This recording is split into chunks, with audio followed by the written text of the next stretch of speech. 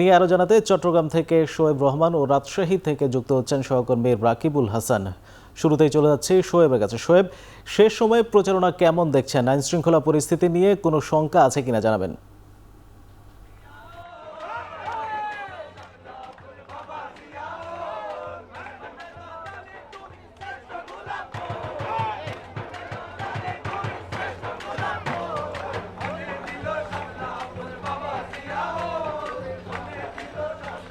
মোর্শেদ, প্রচারণার আর মাত্র কয়েক ঘন্টা বাকি আছে এবং এই শেষ মুহূর্তে এসে শিক্ষার্থীরা বা প্রার্থী যারা রয়েছেন তারা কিন্তু নানানভাবে শিক্ষার্থীদের দৃষ্টি আকর্ষণের চেষ্টা করছেন এবং শেষ দিনে এসে আমরা দেখতে পেয়েছি যে ব্যতিক্রমী প্রচারণার মাধ্যমে ভোটারদের মন জয় করার বা তাদের দৃষ্টি আকর্ষণের চেষ্টা করা হচ্ছে।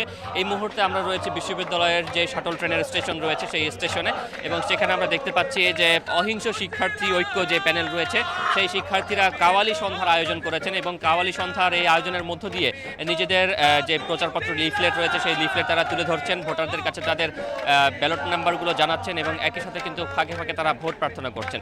এবং এই কাওয়ালি সন্ধ্যার মধ্য দিয়ে মূলত তারা শিক্ষার্থীদের দৃষ্টি আকর্ষণ করছেন, কারণ এই জায়গাটি সন্ধ্যার পরে বেশ জমজমাট হয়ে ওঠে। শিক্ষার্থীরা এখানে আসেন, আড্ডা দেন এবং এর আগেও আমরা দেখেছি এই স্টেশনটিতে দ্রোহ পর্ষদ থেকে নাটক উপস্থাপন করা হয়। সেখানে নাটকের মাধ্যমে তারা তাদের যে ইশতেহার, প্রার্থীদের ব্যালট নাম্বার এবং নিজেদের যে প্রতিশ্রুতি, বিশ্ববিদ্যালয়ের যে সমস্যাগুলো রয়েছে সেগুলো তারা তুলে ধরেছেন। এবং এইভাবে ব্যতিক্রমী আয়োজনের মধ্যে দিয়ে কিন্তু বহু প্যানেল তাদের ইশতেহার, প্রার্থীর পরিচিতি এবং সেই সাথে ব্যালট নাম্বারগুলো তুলে ধরছেন। এবং আমরা দেখেছি শেষ মুহূর্তে আজ সকাল থেকেই প্রার্থীরা ব্যস্ত সময় পার করছেন এবং বিকেলের এই সময়টাতে প্রচারণাটা কিছুটা স্তীমিত হয়ে এলেও আমরা দেখেছি অনেকেই কিন্তু এখনো মাঠে রয়েছেন। তারা প্রার্থীদের কাছে যাচ্ছেন, যেখানে ভোটার পাচ্ছেন সেখানে ছুটে যাচ্ছেন, লিফলেট দিচ্ছেন এবং একই সাথে যাতে করে ব্যালট নাম্বার এবং প্রার্থীদের নামটি তারা মনে রাখতে পারেন সেই ধরনের বিশেষ কিছু লিফলেটও কিন্তু তারা বিতরণ করছেন। এবং কালকে সারাদিন কিন্তু কোনো ধরনের প্রচারণা করা যাবে না। এর পরের দিন নির্বাচন, সেই নির্বাচনকে ঘিরে প্রার্থীরা যেই টানা পরিশ্রম করেছেন, এক সপ্তাহ ধরে যে টানা পরিশ্রম করেছেন, সেই পরিশ্রমের ফাঁকে আজকে এই কাওয়ালি সন্ধ্যার মধ্য দিয়ে মূলত প্রার্থীরা যারা রয়েছেন অহিংস শিক্ষার্থী প্যানেলের তাদের শেষ সময়ের কিছুটা স্মৃতি তারা ধরে রাখছেন।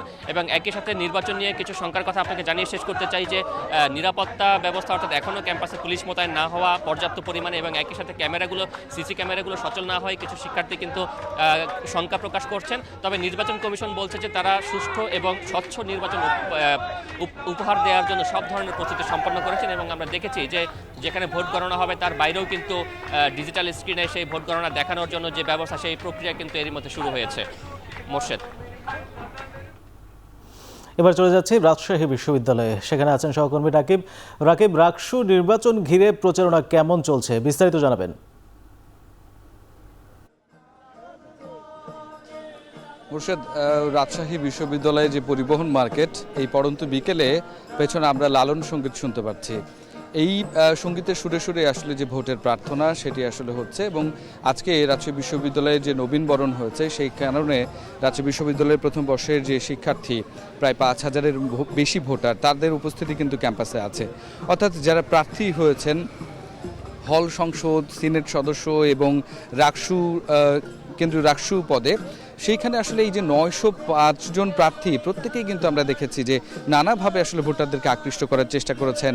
তারা তাদের প্রার্থনা নিয়ে গেছেন এবং তারা বলছেন যে নির্বাচিত হলে তারা কি করবেন, তাদের যে পুরো ইশতেহার তারা কিন্তু আসলে বলতে পেরেছেন ভোটারদেরকে। এবং আরও বেশি আজকে আসলে যে জমজমাট অবস্থা এবং এই যে প্রার্থীদের যে আসলে প্রচারণার জোয়ার, সেটির পেছনের কারণ হচ্ছে এই ভোটাররা আসলে কেউই রাজশাহী বিশ্ববিদ্যালয়ের আবাসিক যে হলগুলো রয়েছে সেখানে থাকেন না, তারা বাইরে থাকেন। আজকে ক্যাম্পাসে তারা সকলকে পেয়েছেন, সেই সুবিধাটি কিন্তু আসলে তারা নিয়েছেন এবং এই সুবিধার প্রেক্ষিতেই কিন্তু নির্বাচনের যে প্রচারণা সেটি কিন্তু আসলে চলছে। এবং আপনাকে আরেকটি জিনিস বলে রাখি যে সুষ্ঠুভাবে নির্বাচন অনুষ্ঠিত করতে এখন পর্যন্ত নির্বাচন কমিশন তাদের সমস্ত কাজ সম্পন্ন করেছেন। আমরা নির্বাচন কমিশনারের সাথে কথা বলেছি, তিনি বলেছেন যে তাদের যাবতীয় কার্যক্রম, বুথ তৈরি করা, হল প্রশাসন এবং যেই সমস্ত জায়গাগুলো নিয়ে ক্যাম্পগুলো করার কথা সেগুলো সম্পন্ন হয়েছে। এবং অন্যদিকে বিকেলবেলা কিন্তু বিশ্ববিদ্যালয় প্রশাসনের সাথে র্যাব, বিজিবি এবং পুলিশ প্রশাসনের কথা হয়েছে। বৈঠক শেষে তারা যেটি জানিয়েছেন যে নির্বাচনের আগের দিন, নির্বাচনের দিন এবং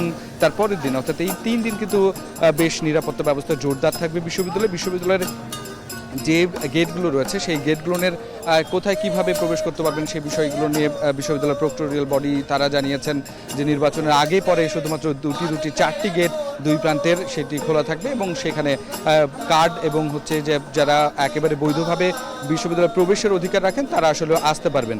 এর পাশাপাশি কিন্তু আসলে র্যাব যে 6 প্লাটুন এবং 3 প্লাটুন বিজিবি মোতায়েন থাকবে, বিজিবি স্ট্রাইকিং ফোর্স হিসেবে কাজ করবে এবং পুলিশ সদস্য প্রায় 2000 মোতায়েন থাকবে এবং তারা বলছে নির্বাচনের আগের দিন, নির্বাচনের দিন এবং তার পরের দিন আসলে আইন শৃঙ্খলা পরিস্থিতি ঠিক রাখার জন্য তারা মোতায়েন থাকবেন এবং তাদের কার্যক্রমগুলো আসলে চালিয়ে যাবেন। তো এখন পর্যন্ত আসলে নির্বাচনের প্রচারণার আরও একটি দিন রয়েছে, আজকে সন্ধ্যা পর্যন্ত আমরা দেখছি প্রচারণা জমজমাট এবং এভাবেই কালকেও চলবে বলছে প্রার্থীরা। তো এই ছিল আমার কাছে রাজশাহী থেকে সর্বশেষ। মোর্শেদ।